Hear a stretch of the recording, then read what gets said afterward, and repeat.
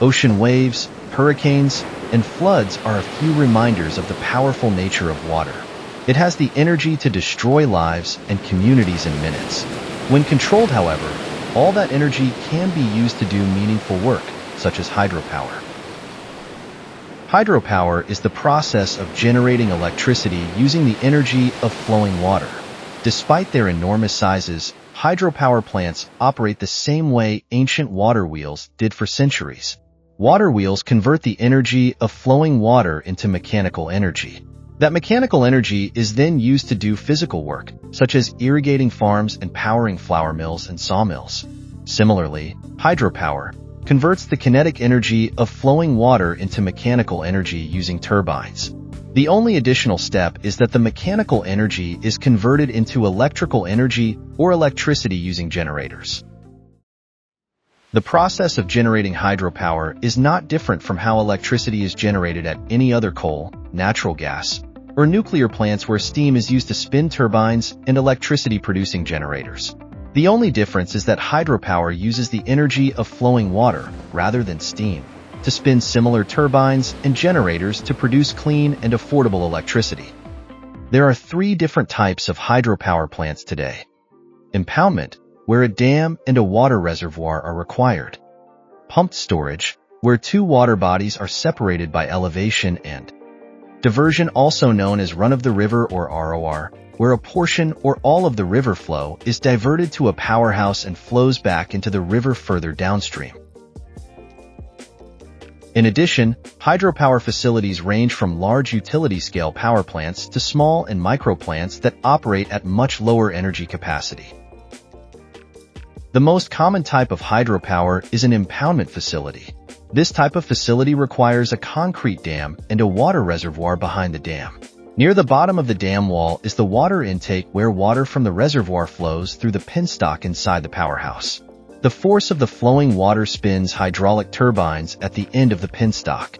This process converts the kinetic energy of flowing water into mechanical energy. Above the turbines sits electricity-producing generators, and the two are connected via a shaft. Finally, the generators convert the mechanical energy into electricity, which is then carried to consumers via power lines. In the meantime, the water continues past the turbine through the tail race into the river past the dam.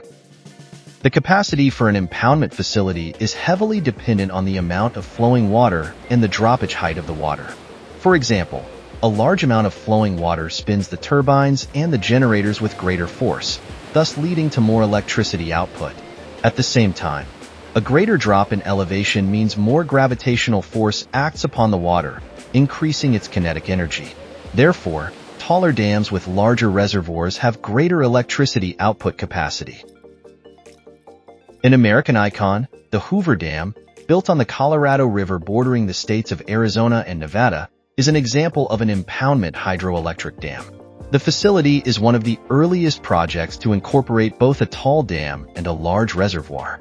At 726 feet or 221 meters tall, Hoover Dam is one of the tallest hydroelectric plants constructed. At its completion in 1936, it was the largest hydropower facility in the world. Currently, the facility hosts a total of 17 Francis turbines generating over 2 gigawatts of electricity to millions of homes and businesses in Arizona, Nevada, and Southern California. Water is fed to the turbines through the 4 water intake towers made of reinforced concrete and steel, measuring 395 feet tall each. 2 of these towers are on the Arizona side while the other 2 are on the Nevada side. These intake towers divert large volumes of water to the turbines below through 30 feet diameter concrete line pipes. Hoover Dam is facilitated by one of the largest man-made water reservoirs in the United States, Lake Mead. Lake Mead stretches for 115 miles north into the Colorado River and varies from 1 to 10 miles in width. Today, Lake Mead serves an additional purpose of supplying water to nearly 20 million people in large areas of farmland in Arizona, California, Nevada, and parts of Mexico. The lake, along with its 550 miles of shoreline, also provides enthusiasts with plenty of outdoor activities. Another example of an impoundment facility is the Bonneville Dam near Portland, Oregon. At 197 feet tall, Bonneville Dam is one of the shortest in the United States. At its completion in the late 1930s, it had a capacity of 0.5 gigawatts of power. Today, the facility has been expanded to 20 turbines generating 1.2 gigawatts of power, enough electricity to power about 1 million homes. This is one of the benefits of hydroelectric plants. They can be expanded with time as more power is needed. Despite their historical significance, both Hoover Dam and Bonneville Dam are considered small compared to Grand Coulee Dam. Grand Coulee, located in Washington State, is the largest hydroelectric dam and the largest power plant of any kind in the United States. At only 550 feet high, the facility generates 7 gigawatts of electricity using 33 turbines, enough to power 4.2 million households annually. Other types of hydropower plants in operation today include pumped storage and diversion. Pumped storage hydropower plants store energy using a system of 2 interconnected reservoirs with one at a higher elevation than the other. During periods of high electricity demand, the water at the upper reservoir is released to the lower reservoir, generating electricity.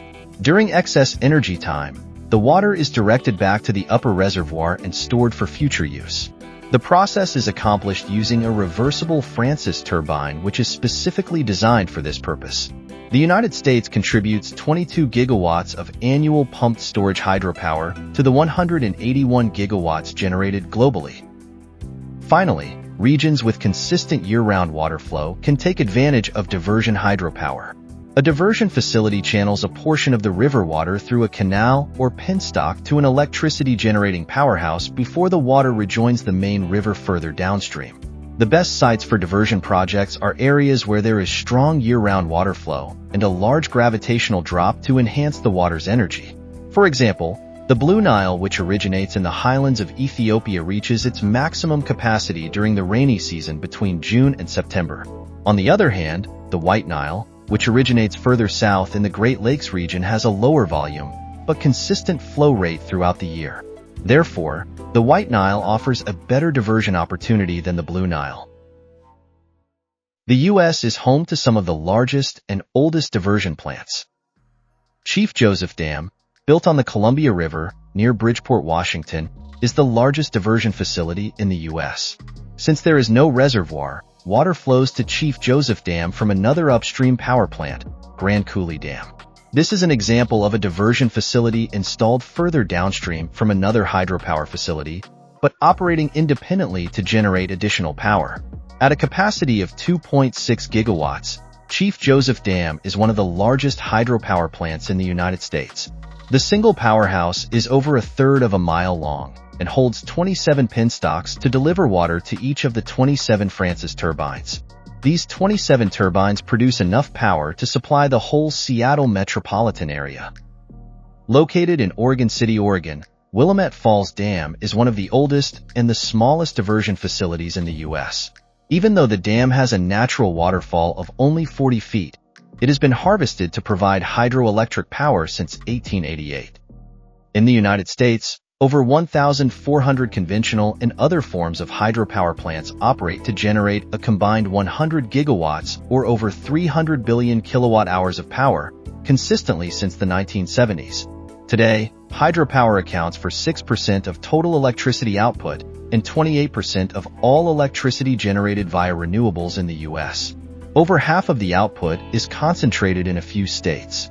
Washington State, Oregon, New York, and California make up 60% of all hydroelectric power in the country, while states bordering the Tennessee River contribute another 14% to the total hydropower output.